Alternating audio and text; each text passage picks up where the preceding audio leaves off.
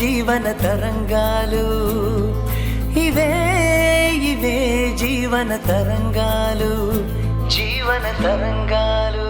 కాబట్టి పిల్లలకి ఏది మంచో ఏది చెడు అనేది తల్లిదండ్రులే కదా నేర్పించాల్సింది. లైఫ్లో మనుషులు ముఖ్యమా వస్తువులు ముఖ్యమా అనేది కూడా అమ్మ నాన్నే చెప్పాలి. వాళ్ళు దేనికి విలువిస్తారో పిల్లలు కూడా దానికే విలువిస్తారు. అయితే తప్పు నాదే అంటావు? మీరు నడిచిన పద్ధతి తప్పు నాన్న. నాకు తెలియక కూతురిగా నేను అదే బాటలో నడిచాను. మీలాగే మా ఆయన కూడా ఉండాలని అనుకున్నాను. కానీ నా భర్తకు అది ఇష్టం లేదు. అందుకే విడాకులయ్యే. నాకు అర్థం కావడం లేదమ్మా. అందరూ చేసేదే కదా నేను చేశాను. అవినీతి సంపాదన నా ఒక్కడితోనే మొదలైనట్టు మాట్లాడుతున్నారు. అందరూ చేస్తున్నారు కాబట్టి కరెక్ట్ అనుకుంటారా? తప్పు ఒప్పు తెలుసుకోరా? తప్పని నాకు మొదట్లో తెలియలేదు. అది తెలుసుకునే లోపు తప్పు మీద తప్పు అది నిప్పై నా జీవితాన్ని కాల్చినప్పుడు అర్థమైంది. సరే, నాదే తప్పు అనుకుందాం. దానికి మాట్లాడకపోవడం సమాధానమా? చుట్టూ ఉన్న సమాజానికి మీ కూతురు విడాకులు ఎందుకిచ్చిందని అడుగుతుంటే అమ్మకి ఏం చెప్పాలో అర్థం కాక ఏమీ మాట్లాడట్లేదు. ఇప్పుడు నీతో కూడా మాట్లాడడం మానేసింది నాన్న. అమ్మ నేను అనుభవిస్తున్న క్షోభలో మీరు కూడా పాలు పంచుకోవాలి. అందుకే అమ్మ మిమ్మల్ని జాబ్ వదిలేసి మాతో పాటు ఉండాలంటుంది. అప్పుడు మేం పడుతున్న బాధ తెలుస్తుంది మీకు. అదేనామ్మా ఈ సమస్యకు పరిష్కారం?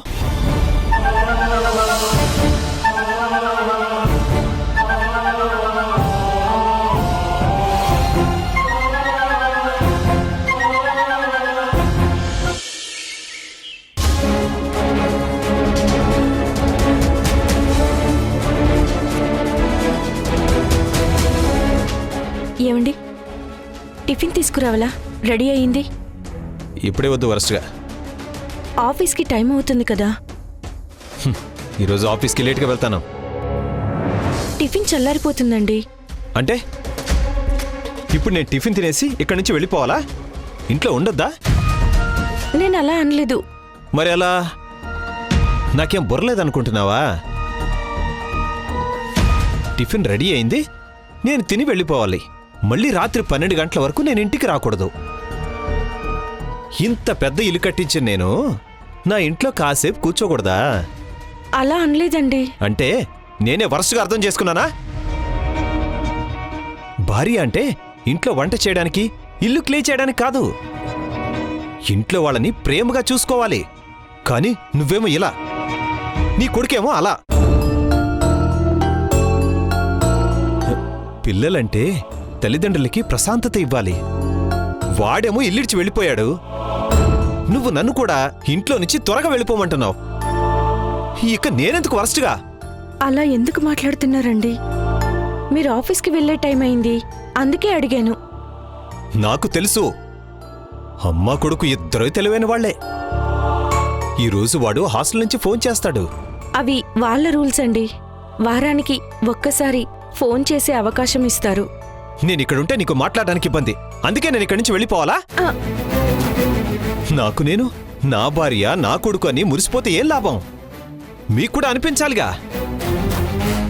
నా కొడుకునే నేను సంబరపడిపోవడం కాదు, వాడికి కూడా మా నాన్నని ప్రేమ ఉండాలి. ఎవ్వరిని ఎక్కువ ఇష్టపడకూడదు, ప్రేమించకూడదు. ప్రేమిస్తే ఇలాగే బాధపడతారు. సరే, ఆ టిఫిన్ ఏం చేసావు? ఉప్మానో గిప్మానో పట్టుకురా, నా మొహాన్ని కొట్టు. తినేసి నీ కళ్ళకు కనిపించకుండా పోతా వరస్ట్గా. అదిగో వాడే అయి ఉంటాడు. ఎత్తు, లేదంటే కట్ అవుద్ది.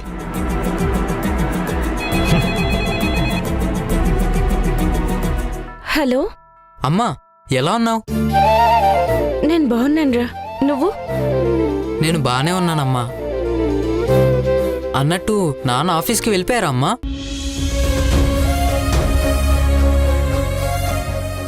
అయినా ఈ టైంకి వెళ్ళిపోయి ఉంటాడులే, లేకపోతే నువ్వు ఫోన్ లిఫ్ట్ చేయవు కదా. సనీ, టిఫిన్ తిన్నావారా? అది వదిలే అమ్మా. ఆదివారం పేరెంట్స్ అందరూ రావచ్చంట. 1 గంట వచ్చి మాట్లాడొచ్చంట. అయితే వస్తాం. వద్దమ్మా, నువ్వు వస్తే నాన్న కూడా వస్తారు. నాకు ఆయన్ని చూడడం అస్సలు ఇష్టం లేదు.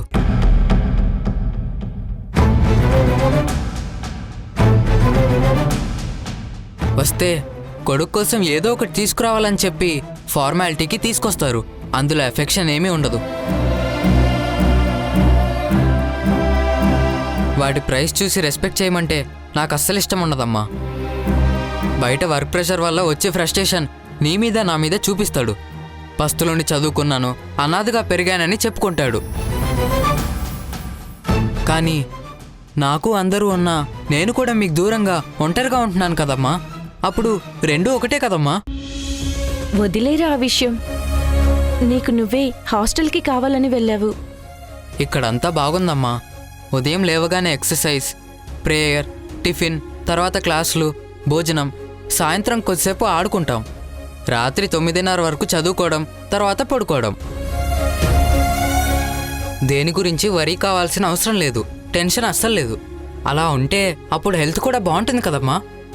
హాస్టల్ వార్డెన్లా చాలా బాగా చెప్తున్నావురా. కొత్త చుట్టూ నిద్ర పడుతుందా? బాగా అలసిపోయి ఉంటాను కదమ్మా. కళ్ళు మూసుకుంటే నిద్ర వస్తుంది అనుకుంటాను, కానీ నిద్ర రావట్లేదమ్మా. కళ్ళు మూసుకుంటే నువ్వే గుర్తొస్తున్నావు. పగలు తెలియకుండా గడిచిపోతుంది. రాత్రిళ్ళు నిద్ర పట్టడం లేదు. నాకు అమ్మా నాన్న కావాలనిపిస్తుంది.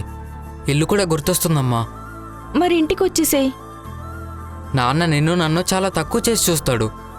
అదేమో కానీ చిన్నప్పటి నుంచి నాన్నని చూస్తే నాకు భయం. భార్య అంటే చికాకు పట్టడానికి, కొడుకంటే కొట్టడానికి అన్నట్టు బిహేవ్ చేస్తుంటాడు. మీ నాన్నతో మాట్లాడతావా? ఇంకా ఆఫీస్కి వెళ్ళలేదా? అదే అనుకున్నానులే అమ్మా. నువ్వు సగం సగం మాట్లాడుతున్నప్పుడే అనుకున్నాను. అయినా నాన్నకెందుకు అంత భయపడుతున్నావు అమ్మా? నేను ఒక ఇల్లు తీసుకుంటాను, నువ్వు అక్కడికి వచ్చేయమ్మా. Hello hello Sunny, hello.